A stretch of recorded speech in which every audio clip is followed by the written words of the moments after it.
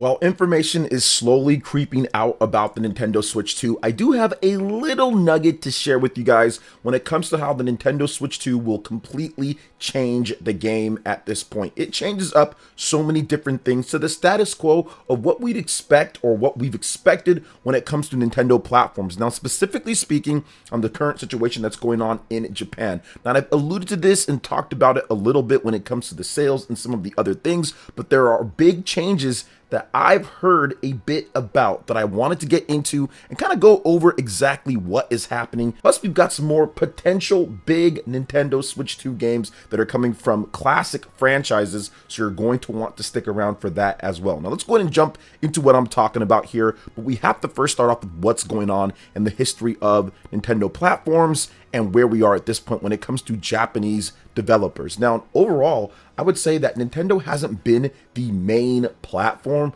for many Japanese developers from start to finish for a while. The Nintendo Switch was a little bit of something different. It didn't become or start becoming more of a main platform until later. And even still then, there were a number of big titles that skipped out from big Japanese developers, from Square Enix to Capcom to Bandai Namco and more. But you saw a little bit of a frantic panic to put out whatever they could on the Nintendo Switch 1. Even if it couldn't run, they would have cloud versions. Capcom, for example, they put every game that could run on the platform, Resident Evil 4, 5, 6, anything that they could, and anything that they couldn't, they said, hey, okay, we'll do cloud versions overall for it. Now, obviously, that's not something that Nintendo fans would like, but it's still something that you see that the priority was there to get stuff out. Same thing with Bandai Namco, but a little bit in a different sense, porting over some of their other big games that were on PS4 and Xbox One, getting late ports to the Nintendo Switch. So this was something that happened throughout the generation with the Nintendo Switch. And even if you go back before,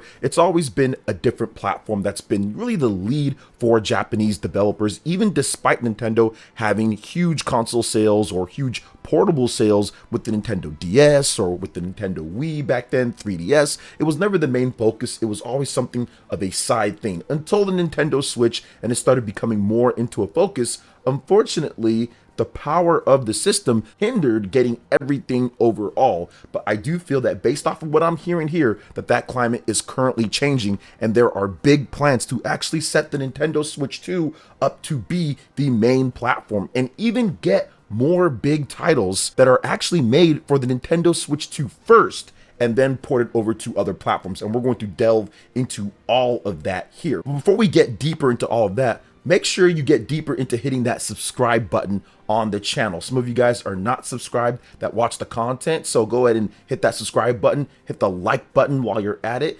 and click the notification bell to get my vids as soon as they drop. Now let's go ahead and jump into this, and this is one of the reasons why I actually cover the Japanese sales, because it backs up everything that I'm talking about right now. And I think at this point, once we get the Nintendo Switch 2 Direct and once we see what other directs that Nintendo has for the rest of the year, you guys are going to see exactly what I'm talking about. Now, content creators have refused or stopped talking about the Japanese sales because it doesn't fit what they want to talk about. Usually disruption with PlayStation somehow selling more than the Nintendo Switch in 1 week or 2 weeks or whatever the case is. So they've stopped letting you guys know about that. Bigger websites here in the West don't cover it, but I'm here to tell you that shift that we saw, the fact that the Nintendo Switch completely dominated Japan, is huge in terms of the plans and setting up what's going to happen for next generation. The overall decline of the PlayStation brand in Japan is going to have consequences. It's going to have things that's going to affect what they're doing next.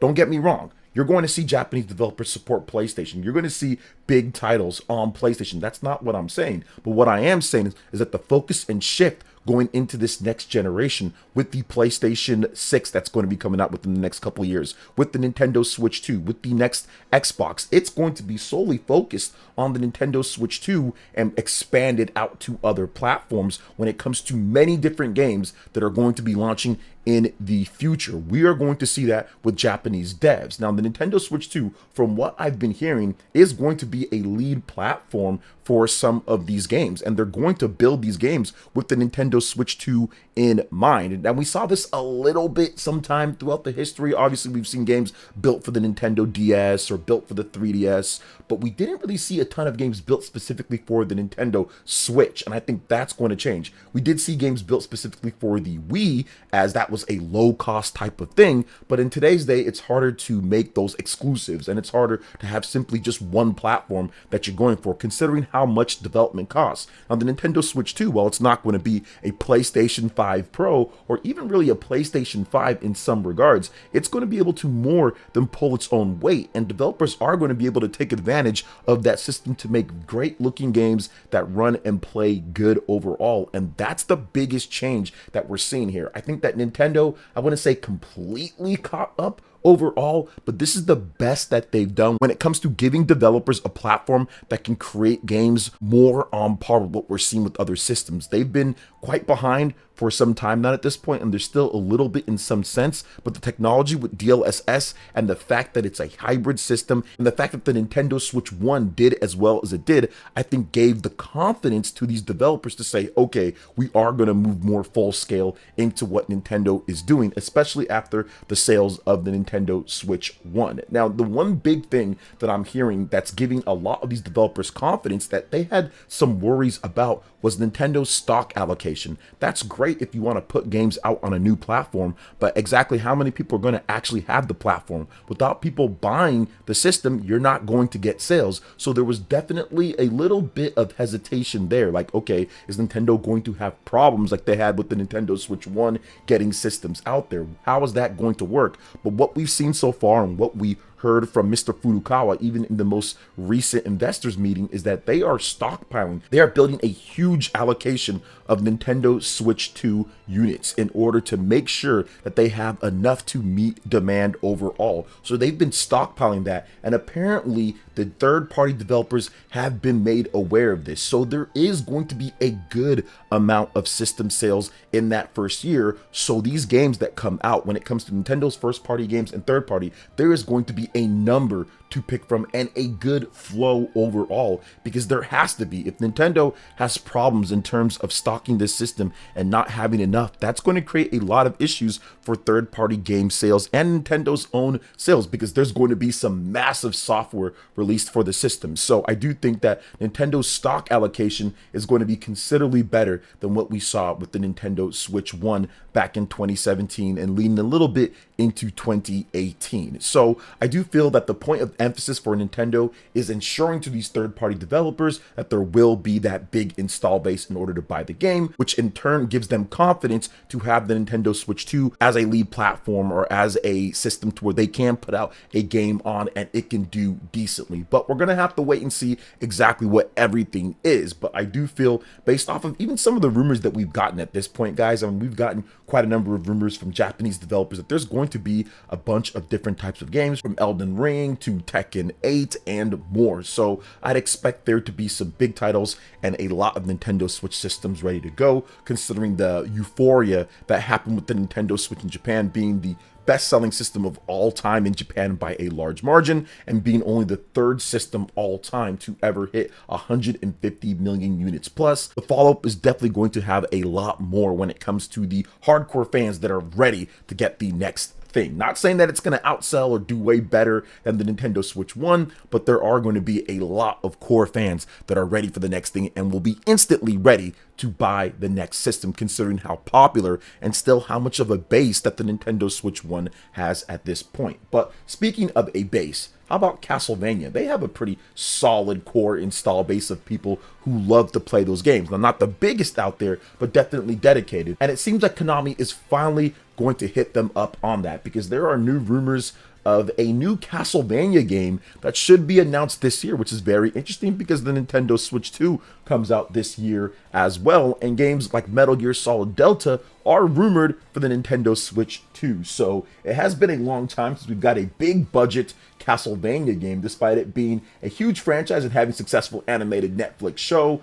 Now, a new rumor is doing the rounds online, suggesting that Konami is preparing to revive the franchise in the same way it is doing with the Metal Gear Solid series. Portuguese site Geekinout says that a new AAA game in the Castlevania series is on the way and will be officially announced in 2025. As always, this is a rumor, so we'll have to wait and see what transpires. Now, the one thing that people are confused with when they see AAA Castlevania game, people are thinking, oh, does that mean something like Lords of Shadow, 3D action adventure type of game, something like that? Or does that mean a 2D game, but a super high quality, like let's say a Metroid Dread type of thing? Some people equate AAA to 3D and not equate that to 2D, but that's not necessarily the case. You can have a AAA game that is 2D. So for example, Super Mario Bros. Wonder, that is not a cheap game to make. It is definitely AAA. Now, not in the same AAA as Call of Duty, for example, but it's not necessarily a double A game, or clearly not an indie game or a single A game or whatever else. It's clearly not in that category. It's a AAA game, but just more probably on the lower end when it comes to the price that it makes compared to a lot of the modern day PlayStation 5, Xbox, PC AAA games. So I do feel that you can still have a AAA game and it be 2D. You could have a super high quality 3D renders and different things that the game does when it comes to 2D, and that can be a new Castlevania game. Or it could be the AAA third-person action adventure game that Konami tried with Castlevania Lords of Shadow and Lords of Shadow 2. Now, I will say this about Lords of Shadow 1 and 2. Those games are incredible when it comes to the tech and look of those games, and of course, Mercury Steam was on those games as well. They did Metroid Dread and Metroid Samus Returns.